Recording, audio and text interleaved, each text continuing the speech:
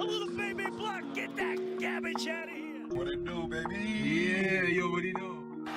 There's a new NBA champion, and it's a team from Toronto, Canada. OG with a look, got it! OG Anunoby at the buzzer! Oh, like, 'cause my shot, I expected to make it, so like, I don't shoot trying to miss. Looks like you lost another one. Hello and welcome to episode 15 of the What It Do Toronto Raptors podcast. I'm your host, Drew Horton, and let's get into it. So the Milwaukee Bucks are your 2021 NBA champions as they defeat the Phoenix Suns 4-2 off the back of one of the greatest playoff performances in history from Giannis Antetokounmpo, and rightly so that he wins his first championship as well as the MVP for the finals. And just wow, he'd been putting up numbers this entire series, and then in games where Middleton and Drew Holiday were able to help him out, they just never looked back.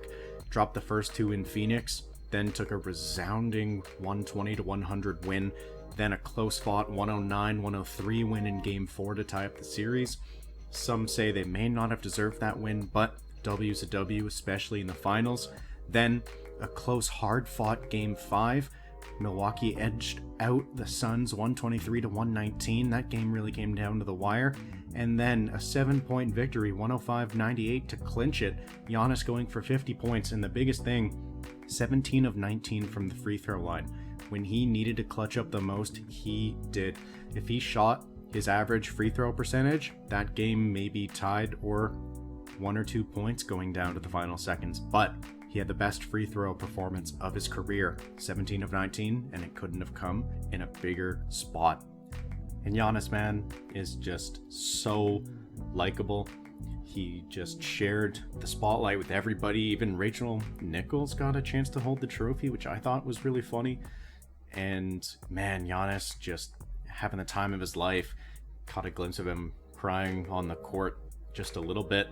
Just, you really feel for him. He did it, quote unquote, the right way. Didn't form a super team. He put in the work with the same place that he was drafted. And hey, paid off. Got a chip now. Just amazing. He joined some elite company where him, Jordan, and Hakeem are the only players in NBA history to win an MVP, a finals MVP, a championship, and a DPOY. And now it's official. The Antetokounmpo family is full of winners. All three brothers, Giannis and Thanasis this year with the Bucks, and then Kostas last year with the Lakers, they all have a championship win. 2 of the 3 brothers are kind of bench-warming players. One of them, if not both, will be playing in Europe next year. But hey, they're NBA champions. At the end of the day, that's something you can write home about. Though I think Giannis still has a leg up on them during the dinner conversations, but we'll leave that be for now. This finals was not a battle of super teams, but each team did have a big 3, despite neither team having a second, quote, superstar.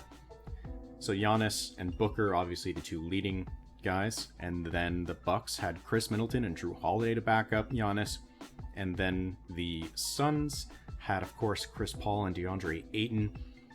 And it seemed like Giannis had it the entire series, and it was just a matter of Middleton, Holiday, and then the role guys stepping up when they needed to most. And Drew Holiday, though, offensive drought for the entire playoffs pretty much, his defense was unparalleled. If they had a finals defensive MVP, it would have been Drew Holiday. The way he just made life hard for Chris Paul and Devin Booker was amazing. He picked guys' pockets. He had 2.2 steals per game, which led the series. And interestingly enough, he led the entire series in plus minus per game at 6.2. That's incredible, despite only shooting 36% from the field. And that just goes to show that it's not all about scoring. You still need lockdown defenders, because offense is only half the game. Now, Chris Middleton was able to really step up and help Giannis, shooting 44% for the series, 24 points a game, also chipping in 6 rebounds, 5 assists. still playing great defense, 1.5 steals per game as well. The whole team was locked in, really. And Middleton just hit shots when they counted. He had 18 clutch points for tying go-ahead in the series. He had 18. The next highest was 4. And, oh man, I would be livid if I were Suns fans and I had to see Chris Middleton hit contested fadeaway after contested fadeaway in the clutch. That man was putting on a performance worthy of the MLB Reliever of the Year award, because that man is a closer. And that just really goes to show that your best guy doesn't necessarily have to be the man who's taking the last shot in any given game. I mean, Giannis put up 35 points per game, but it was Middleton who finished it out in the clutch. Giannis got some points here and there, but it was major that Middleton was able to get those buckets in close games. Now let's examine Giannis across the series as the deserving Finals MVP. Averaged 35 points per game on 61.8% from the field. Just incredible. Free throw percentage not great at 66%, but that 17 for 19 in Game 7 pushed his average up quite a bit and was clutch. Just clutch. You make fun of his free throws all you want, but he's got a chip, so he must be doing something right. So not only did he have 35 points per game, but he also had 13 rebounds, 5 assists, and 2 blocks across the series. Just incredible numbers. And you need somebody like Giannis at the forefront of your team if you're going to win a championship in this talented day and age. Now the Suns, despite their best efforts, couldn't overcome the Giannis, Middleton, Drew trio.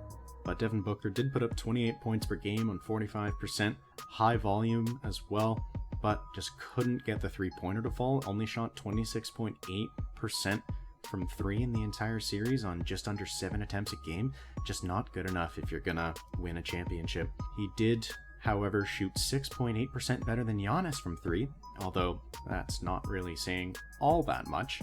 Chris Paul, 21.8 points per game, also including 8 assists. He had a good series, not a great series, but he was leading the team and he did everything that you really ever could have asked for him. He didn't play out of his mind like he did in a few games previously in the playoffs, but he definitely played well enough to make himself a very big positive impact. He just needed more contributions from guys up and down the lineup, namely DeAndre Ayton.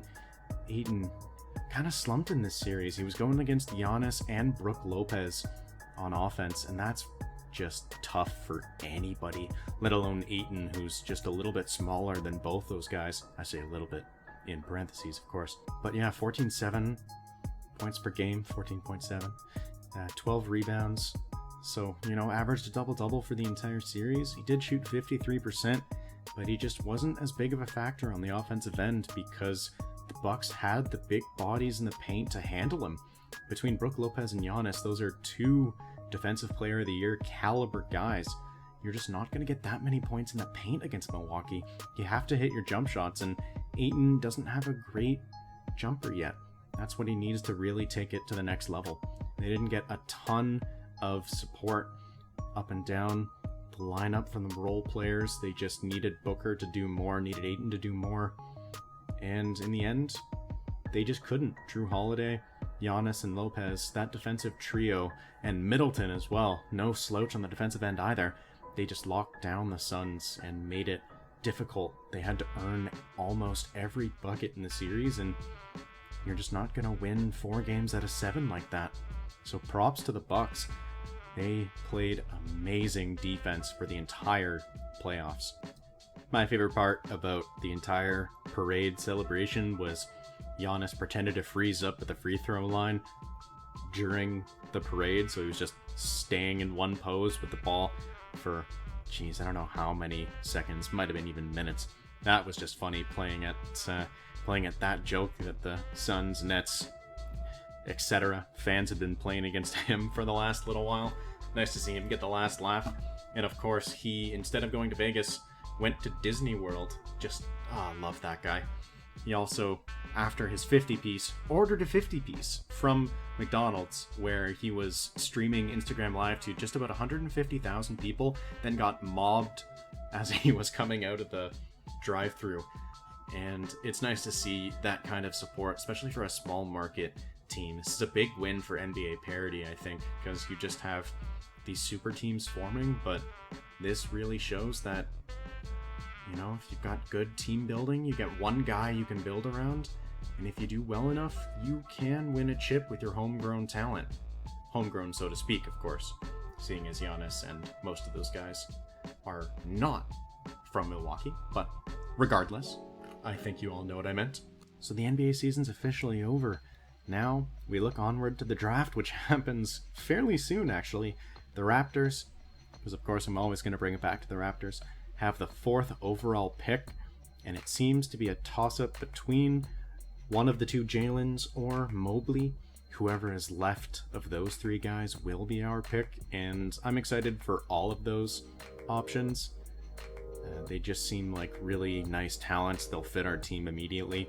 And the other question on everyone's mind, will Kyle Lowry return? Will he walk in free agency? Will we do a sign and trade for him? I think he's earned the right to have the organization do whatever it takes to get him where he wants to go. He's been instrumental in changing the Raptors franchise from a laughingstock to one of the really golden standard franchises in the NBA over the last decade. So if he stays, amazing. I want him to play as a Raptor as long as he possibly can. I want him to retire a Raptor. But if he goes, you gotta give him a salute, say thank you for all that you've done, and wish you the best of luck. Unless he goes to Philly, of course, in which case, you know, I don't mind the Sixers losing. That being said, probably not going to get too much value for him in a sign and trade. The only leverage we have really is cap space. So I think some fans are getting their expectations a little bit too high. In order to get any kind of decent return, we'd probably have to offer a pick as well, or get involved in a 3-team deal and put some other parts together. Some names people are throwing out are, you know, Ben Simmons, Damian Lillard, and obviously these would be with bigger trades, but I'm not sure we even get anywhere near those caliber of guys. But if anyone can do it, it is Masai, who notably still has not signed his contract extension, and that would be the biggest disaster if Masai walked in free agency. But I won't even think about that because I don't want to have nightmares. So I'll leave it there. So now that the NBA season is over, I want to try a few different things with the What It Do podcast. I've got some interesting deep dives I want to do on some sports topics from throughout history. I want to talk about some of the Blue Jays, some of the MLB stuff, maybe some hockey news as well, some NFL football when it comes up, and just turn it into a more general type of thing while the NBA is on hold. Still want to do some free agent stuff for the NBA, of course, some draft profiles once the Raptors have their pick, some trade news, etc., but open it up a little bit more and see what kind of variety we can get. So I appreciate everybody that's listened so far, and I hope you all enjoy continuing with me as I venture into new topics, maybe some serious, maybe some more lighthearted ones as well, all within the world of sport. So thank you for listening to episode 15, the last NBA podcast of the 21 season. I have been your host, Drew Horton, signing off. Peace.